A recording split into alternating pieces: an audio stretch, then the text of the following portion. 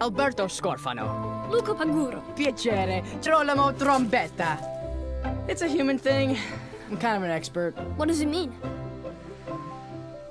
The thing you just said?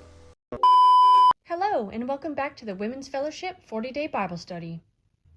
In our last lesson, we talked about giving God what troubles us, specifically in our current situations. What I wanted to discuss today is like a current situation, a more personal situation I'm sure some of us are going through. For a few of us, we have in one time or another have asked God why He made us the way we are. That question is normally asked in a state of anger, confusion, or sadness. What I want to discuss for today's lesson is putting it in a question that I personally have asked God myself. God, why do I have a disorder, a disability? Yes, this lesson hits close to home and can be a little sensitive when talked about, but I promise there's some good encouragement in this lesson for today. In the book of John, specifically in chapter 9, there is a discussion as to why a blind man was made blind. Jesus assures that the man was not made blind because he was a sinner, nor because his parents were a sinner either. So why was he given a disability? Well, let's step back a couple paces. God was an unseen witness, smiling at your birth. To get something straight, you exist for His benefit, glory, purpose, and delight. God wanted a family and created you to be part of it. We're all children of God through faith in Jesus. God knew that those two people, your mom and dad, possessed exactly the right genetic makeup to create the custom you He had in mind.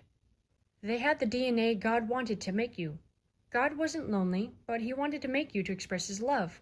The Bible doesn't say God has love, it says God is love, and He loves you. God often attaches a major weakness to a major strength to keep our egos in check. We see this in Paul. Paul refers to a disability that he has as a thorn in his flesh. In the Bible, it's unclear as to what Paul's disability was, whether it was a chronic illness, mental, or recurring disease.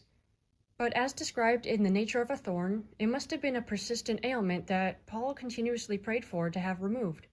But instead of God removing it, He allowed it to remain as a source of strength in his weakness. For the blind man, it was so the power of God can be seen in him. Paul says, "So I wouldn't get a big head, I was given the gift of a handicap to keep me in constant touch with my limitations." Trials help us develop endurance. Endurance equals strength of character. Strength of character equals confident hope of salvation. Our strengths create competition, but our weaknesses create community. When our community is troubled, we can show them the same comfort God has given us. I know times can be tough though. It's easy for us to sit, wait it out silently or brew. But don't remain in the silence of sadness for too long. Whatever you're going through, it's okay to take a moment, but try to shift your thoughts back to God and ask Him to help you during those times. He will help you. Trust Him. God made the inside and outside of you and knows you best, even if you don't know yourself yet. But as we've discussed in our previous lessons, we can find our identity through a relationship with Jesus Christ. Also through character development.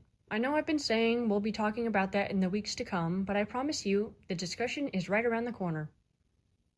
I suggest going on a life journey. Typically that means going by yourself, but go find others going through the same thing you are. Comfort one another. You are not alone. Just make sure to bring everything back to God.